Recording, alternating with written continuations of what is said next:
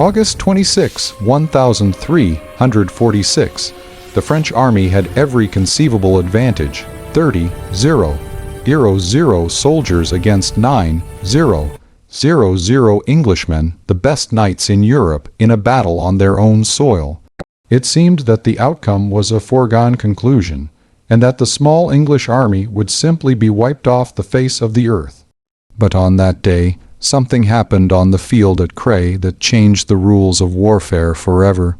One technology perfected by simple peasants put an end to centuries of aristocratic cavalry domination. It was not just a battle, but the execution of an entire era. Watch the video to the end to find out how a handful of archers made knights obsolete in a single battle, and why that day became a black day for the European aristocracy. What if I told you that absolutely everything you firmly believed about medieval knights and their invincibility is a romantic untruth and a myth before the famous Battle of Crécy in 1346? The typical French knight was the embodiment of the military power and technological superiority of his time. He was clad in the finest steel armor that the advanced technology of the time could produce for a huge sum of money, and sat proudly on a powerful warhorse specially trained since childhood, which cost a fortune. This was the pinnacle of Europe's military elite, accustomed to victory over any opponent, and undefeated by commoners throughout centuries of domination. For the proud French noblemen of high birth, war was above all a matter of personal honor, knightly glory, and an opportunity for enrichment through ransoms. They rode confidently into battle as if it were another tournament or celebration, joyfully anticipating individual duels with worthy opponents and rich spoils in the form of ransoms for prisoners.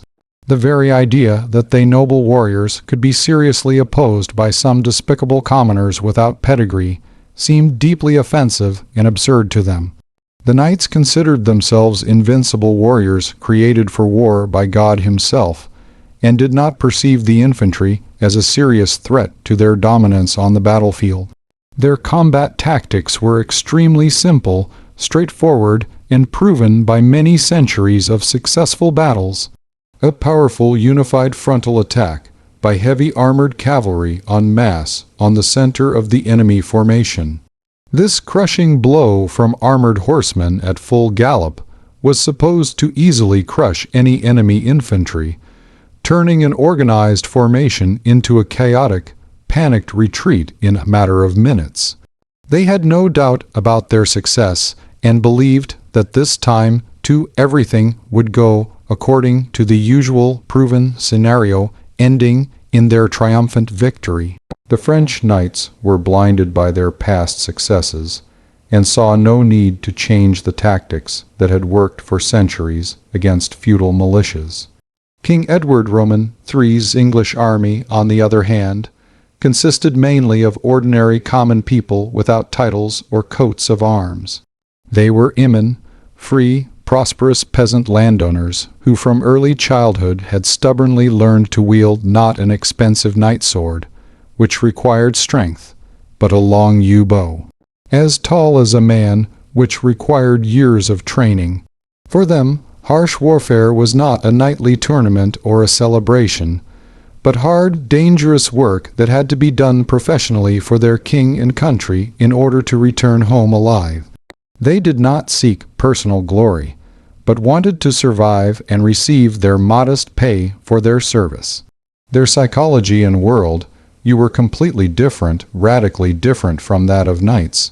They did not seek individual glory in one-on-one duels, but acted as a single coordinated fighting mechanism under the command of experienced officers. Each disciplined archer knew exactly where he belonged in the dense formation, and understood that his personal life and survival depended directly on the discipline, training, and reliability of his neighbors on the right and left. Individualism was deadly dangerous, while collective action was the key to victory and survival for the entire unit. This fundamental contrast between the armies was not simply a difference in weaponry or tactics, but a real clash between two diametrically opposed worlds and philosophies of warfare. On one side stood the aristocratic military elite with its archaic code of chivalry, individualism, and pursuit of personal glory in combat. On the other side stood a professional, well-trained army of disciplined commoners relying entirely on iron discipline, coordinated collective action, and new tactics. It was a clash between the old feudal world and the emerging new order where professionalism triumphed over noble birth. On that fateful August day in 1346 at Cray, these two opposing philosophies of war and world use were about to clash in a decisive bloody battle that would determine the future. The self-confident French knights did not yet know or suspect that their traditional idea of knightly combat was hopelessly outdated and no longer worked. They proudly rode into battle, not toward unexpected glory and triumph, but toward the complete and utter collapse of their entire feudal era and value system. Cray would become a symbol of the end of the era of knightly dominance on the battlefield and the beginning of a new era of professional armies. Their expensive steel armor, which cost an ordinary family a fortune, was supposed to provide reliable protection against any known cold weapon of the time. Swords, spears, axes, but they were completely unprepared and ill-equipped for the deadly weapon that the cunning English King Edward Roman III had specially prepared for them at their chosen position. It was a revolutionary military technology involving the massive use of long-range weapons against whose destructive power their renowned steel proved virtually powerless and useless. The English longbow, pierced armor at a distance where knights could not respond, which completely changed the rules of war. Before the battle began, the far-sighted King Edward Roman III of England made a strategic decision that many of his own nobles and knights sincerely considered extremely strange and humiliating to their dignity. He categorically ordered his English knights to dismount from their horses and stand shoulder to shoulder with ordinary peasant archers in a single formation, which was unheard of. It was a revolutionary, unprecedented step that equated a noble aristocrat with a simple peasant in battle, which contradicted the entire feudal hierarchy. For many knights it was an insult to their honor, but they obeyed the king's order, trusting his military genius. It was this unusual alliance of aristocrats and commoners united by a common goal that was the key to the English crushing victory over a numerically superior enemy. He effectively countered the traditional French cavalry attack with an unbreakable defensive wall of steel formed by dismounted knights and thousands of deadly arrows flying in a continuous stream. The attacking French never understood until the very end what exactly they were facing on the battlefield. Why their attacks were repeatedly repelled by this wall of fire and steel, they continued to attack according to the old rules, not realizing that the rules of war had changed forever that day. It would be very interesting to hear your balanced opinion on these events. What exactly do you think about this historical clash between an aristocratic feudal army based on individual valor and a professional peasant army based on discipline and technology? Write your detailed thoughts in the comments below. Want to know the secret that changed the course of war in Europe? That secret was the English longbow. This weapon was not just a piece of wood, but the pinnacle of technology and years of training that turned the English army into the most deadly force of its time. The longbow was made from a single piece of yew wood using wood that combined both heartwood and sapwood. This gave the bow a unique combination of flexibility and power. Its length often exceeded the height of the archer himself, reaching almost 2 m. The tension of such a bow was enormous, sometimes reaching 80 kg. To draw it required not only strength, but also a special technique that was taught from early childhood. Archaeologists find skeletons of English archers with deformed shoulder and spine bones. Such was the price of wielding this weapon. The main advantage of the long bow was its rate of fire. An experienced archer could shoot 10 to 12 arrows per minute. This was 3 or even 4 times faster than a crossbowman whom the English would have to face. Arrows fired from such a bow had enormous penetrating power. At full speed, they could pierce chain mail or find a vulnerable spot in plate armor. A massive volley of thousands of such arrows created a veritable wall of flying steel. The opponents of the English archers at Cae were Genoese crossbowmen, considered the best mercenaries in Europe. Their crossbows were powerful and accurate weapons, but they had one critical drawback: they took a long time to reload. To reload a heavy crossbow, a soldier had to rest it on the ground, put his foot in a special stirrup, and pull the string with a winch. This process took a long time, during which an English archer could fire several arrows. Thus, the technological advantage was on the side of the English. In addition, the English army relied on mass numbers. A royal decree was issued requiring all men of a certain age to practice archery every Sunday. This created a huge reserve of trained archers. As a result, by the middle of the 14th century, England possessed a unique military resource. They had an entire army of professional archers capable of creating an unprecedented density of fire on the battlefield. This was their main trump card in the upcoming battle. It was this technology that formed the basis of King Edward's tactics. He knew that no cavalry attack could withstand a barrage of tens of thousands of arrows. All that remained was to choose the right place to exploit this advantage. But even the most sophisticated weapon is useless without a competent strategy. In the next chapter, you will learn how the English king turned the terrain itself into his main ally. Was what I am about to show you a tactical move of a genius or a madman? Realizing that the French had numerical superiority, King Edward Roman III decided not to attack, but to defend. He spent a whole day searching for and preparing the ideal position for his small army. This terrain is our greatest ally. We must use it to our advantage, not rush into reckless valley. He chose a gentle slope between the villages of Sai and Vat. This position gave him several key advantages. First, his army was positioned higher than the enemy, which made any attack difficult. The French knights would have to attack uphill. This slowed down their horses, depriving the cavalry charge of its main components, speed and power. By the time they collided with the English lines, they would already be exhausted. Second, the flanks of the English army were well covered by the forest in the river. This ruled out the possibility of a flanking maneuver and forced the French to attack head-on at the most protected section. Edward imposed his rules of the game on the enemy. Thirdly, the sun was on the English side that day. The battle began towards evening, and the sun was shining directly into the eyes of the advancing French. This blinded them, preventing them from correctly assessing the situation and the location of the English troops. Edward arranged his forces into 3 large divisions. 2 of them stood in the front line, and the third, under his personal command, was in reserve.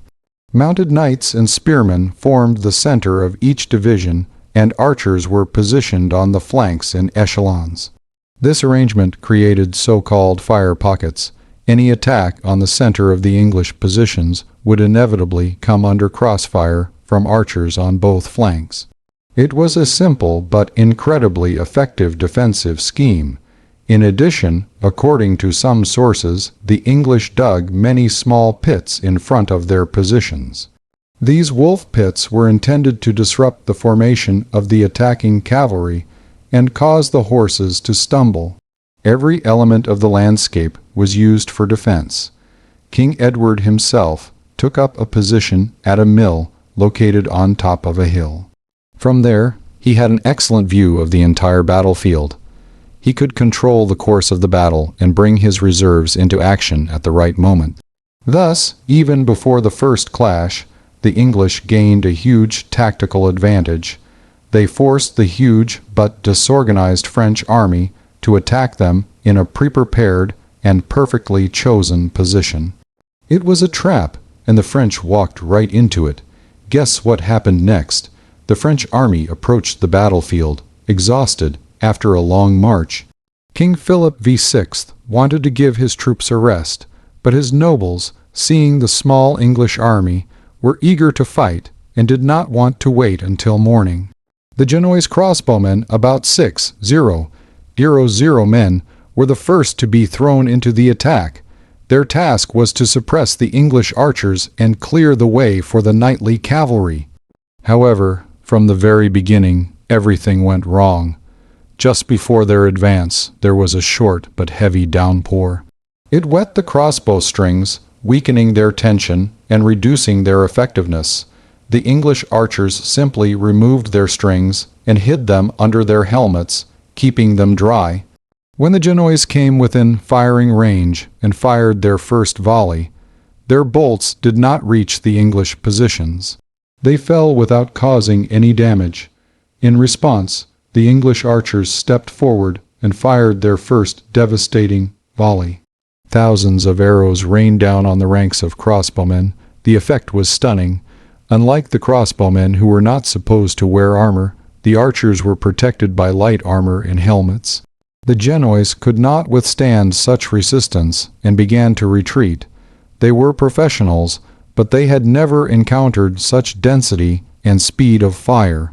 Their fighting spirit was broken after the first volley. The French knights standing behind the Genoese took this retreat as cowardice and betrayal. Without understanding the situation, they decided that the mercenaries were interfering with their glorious attack. What happened next determined the outcome of the battle. The Count of Alençon, who commanded the vanguard, gave the order to attack. The French cavalry rushed forward straight through the ranks of their own retreating crossbow. Complete chaos ensued as the knights trampled and cut down their own infantry. It was a catastrophic failure of military commands. Instead of an organized attack, there was disorderly movement, mixing different types of troops. The French army attacked itself before it even reached the enemy. The English calmly watched this chaos from their hill. Their archers continued to methodically send volley after volley into this confused mass of people and horses. Edward Roman III's trap worked perfectly. How did this initial chaos affect the main striking force of the French, the knightly cavalry? We will discuss this in the next chapter. Despite the chaos in their own ranks, the first wave of French knights still reached the foot of the hill. They were the elite of the European nobility. Confident in their invulnerability, they rushed up the slope straight towards the English positions. It was at this moment that the English archers showed their full power. Tens of thousands of arrows rained down on the attacking cavalry. According to eyewitnesses, the sound of the flying arrows was like the noise of a violent storm. The knight's armor was well protected from the front, but the arrows found vulnerable spots. However, the archers' main target was not the horsemen themselves, but their horses. War horses were much less well protected, and it was they who became the first victims of the English bows. Horses struck by arrows fell, creating real obstacles in the path of subsequent waves of attackers. The cavalry formation was disrupted, and the attack lost its speed and cohesion. Knights thrown to the ground and their heavy armor became helpless. The few who still managed to break through the hail of fire encountered a second line of defense. English knights and spearmen, fighting on foot, met them with a wall of spears and swords. Exhausted after climbing the slope, the French could not break through this formation. The climb up the rain-slick slope finally exhausted the attacking cavalry. Their attack faltered, never reaching its goal. They were forced to retreat, leaving many of their comrades on the field. But the French command did not learn anything from this failure. Instead of regrouping and changing tactics, they decided to repeat the attack. Knightly honor demanded that they wash away the shame of their first failure. Again and again, the French knights gathered at the foot of the hill and launched themselves into a suicidal attack. Each new wave crashed against the English defenses just like the previous one. They acted without any plan, obeying only blind fury. Meanwhile, the English archers continued their work.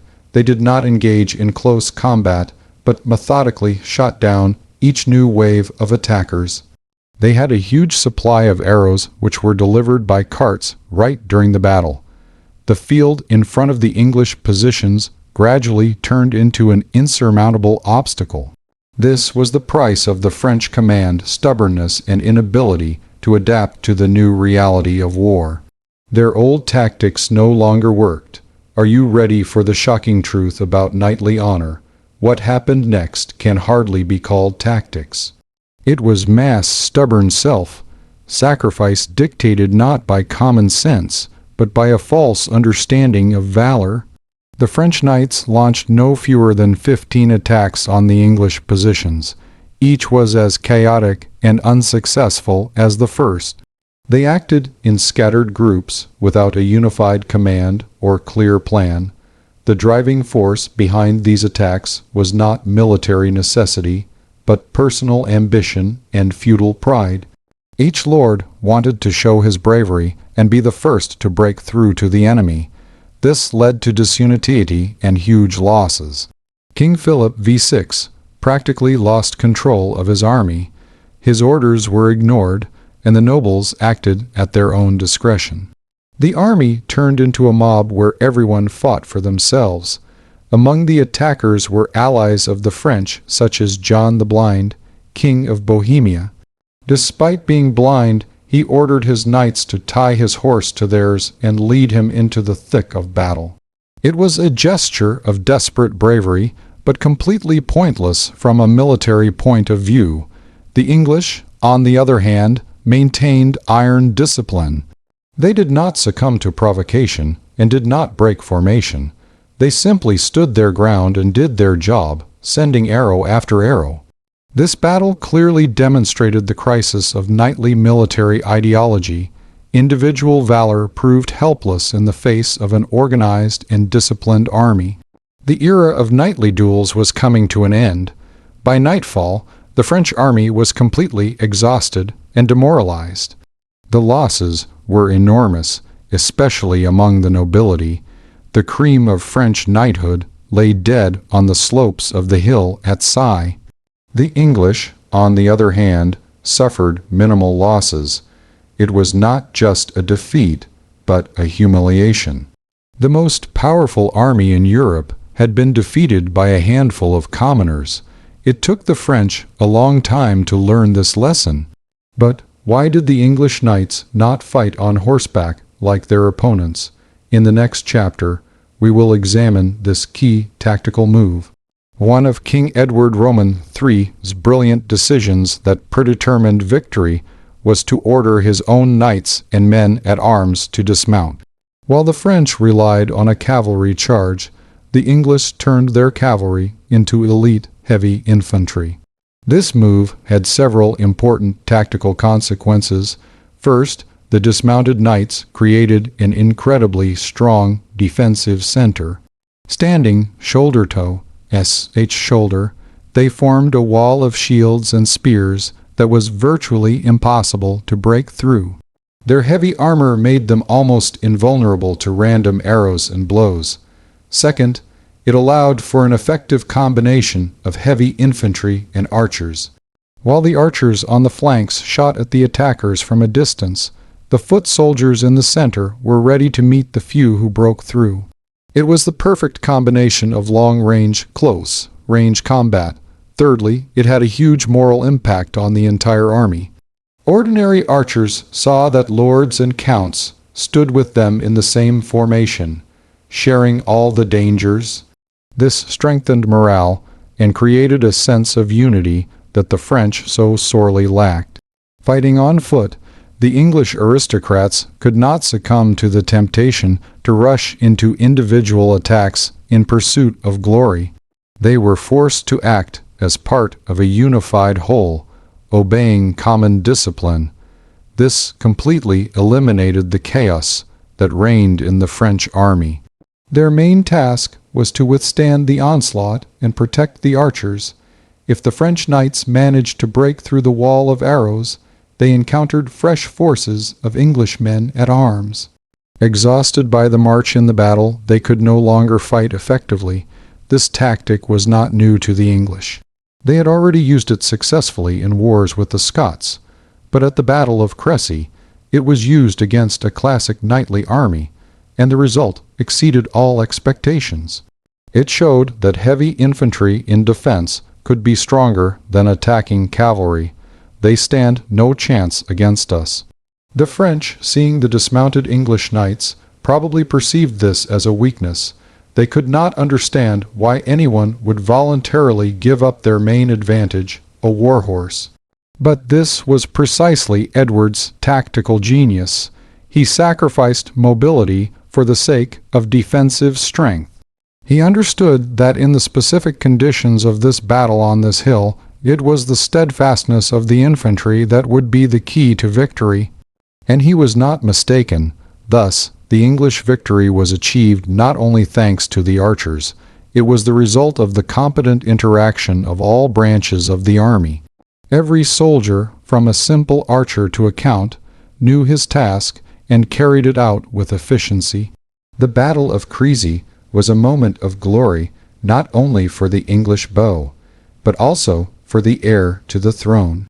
The right flank of the English army was commanded by King Edward's son, the 16-year old Prince of Wales, who went down in history as the Black Prince.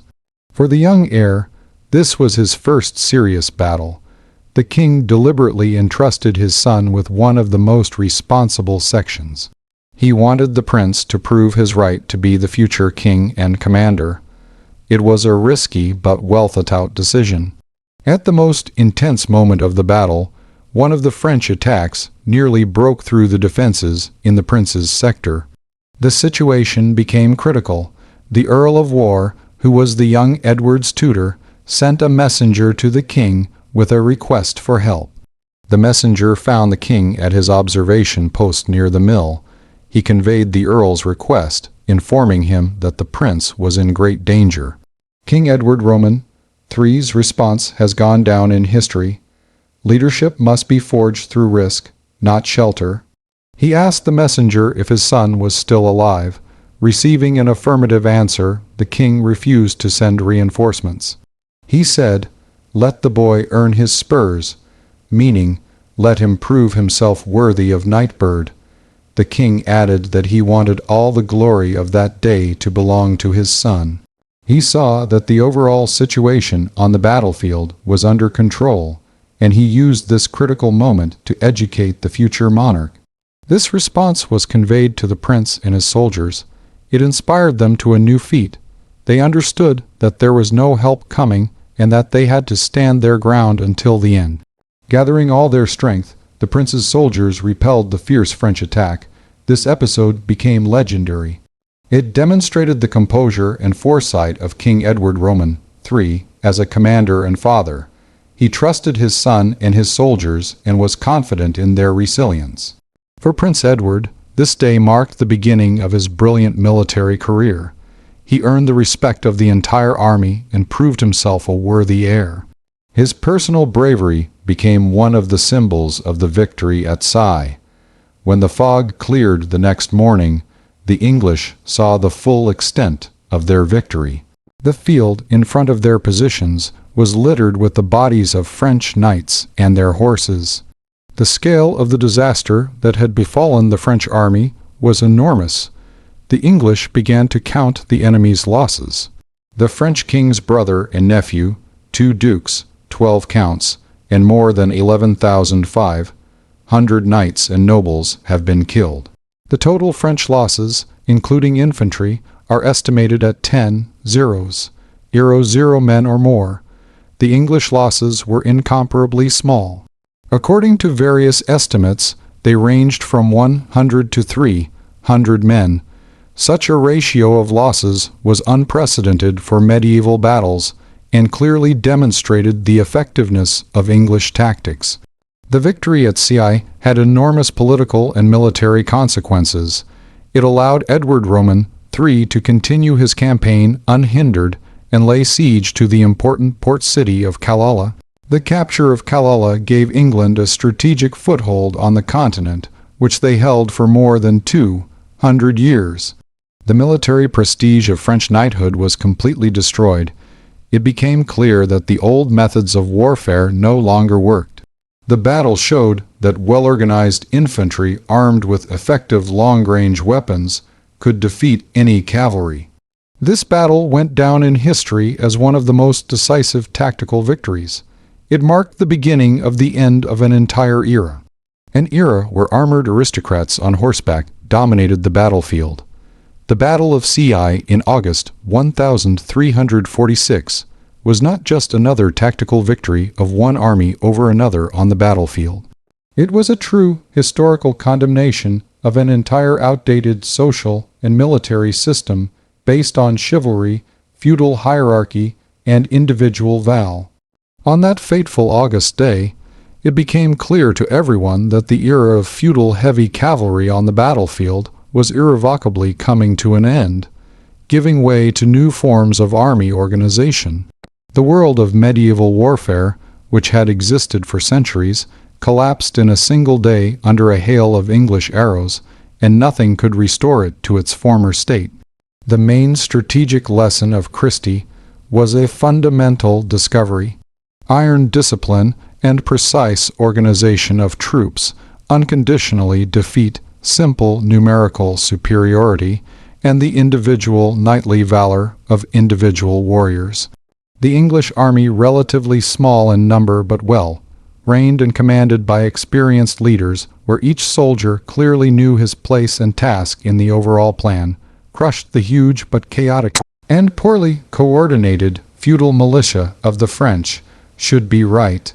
It was an unconditional triumph of military professionalism, systematic training, and discipline over aristocratic amateurism, self-confidence, and outdated ideas about warfare. Cressy proved that organization is more important than bravery, and that collective action is more effective than individual feats on the modern battlefield. The English longbow convincingly showed all of Europe that a trained commoner peasant armed with modern effective weapons and undergoing systematic training could successfully and effectively oppose an elite warrior knight in expensive armor, defeating him at a distance.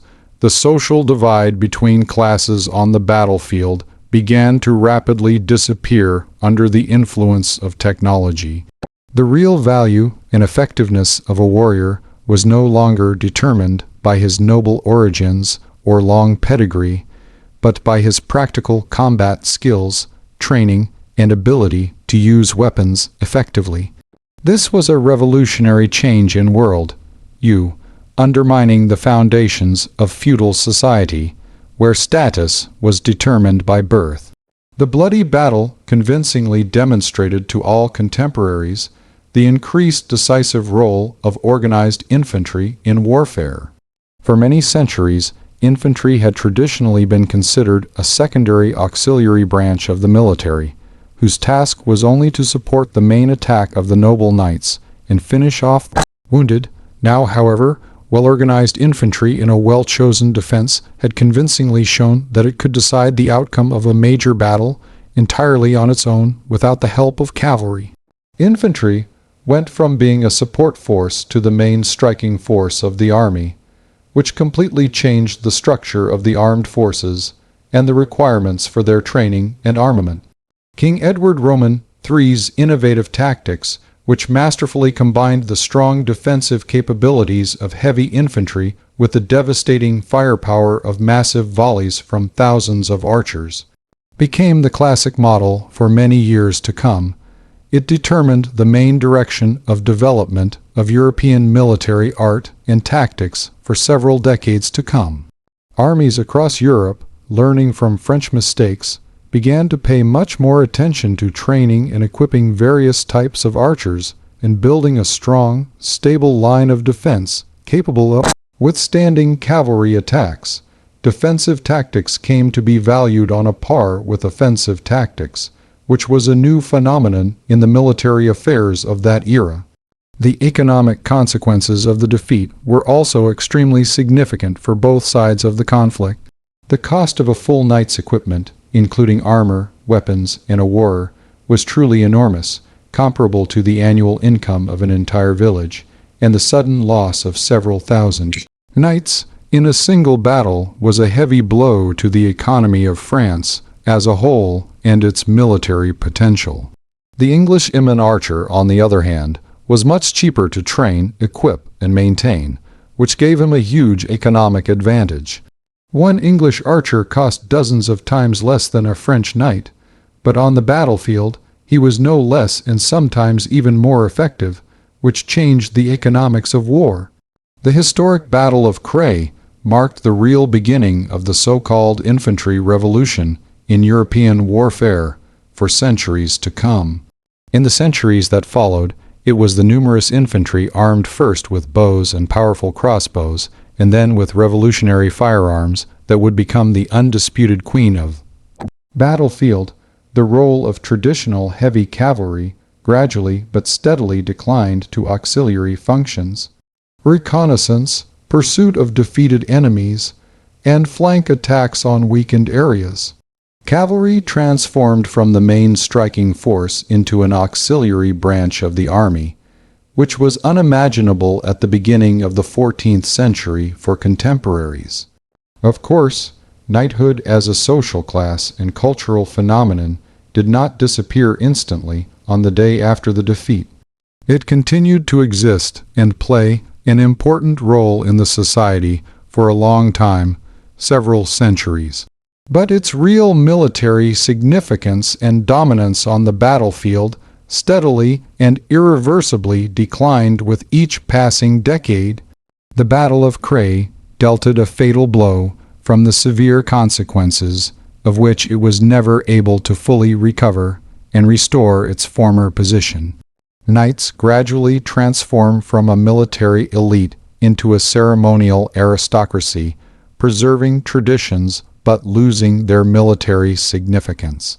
A whole new era in warfare based on professionalism and technology rather than ancestry began on the gentle slopes of a hill near the small French village of Crissy-Ponner, forever changing the face of war. We see how a single battle can change the course of history. The Battle of Creil is not just a story about arrows and armor. It is a story about how discipline, technology, and competent tactics can overcome brute force and outdated ideas about warfare. The English did not just win. They presented the world with a new model of an army, professional, disciplined, and based on the interaction of different branches of the military. This lesson changed European military art forever. What other great battles of the past that changed the course of history would you like to see in our future videos? Suggest your topics in the comments and don't forget to subscribe to our channel so you don't miss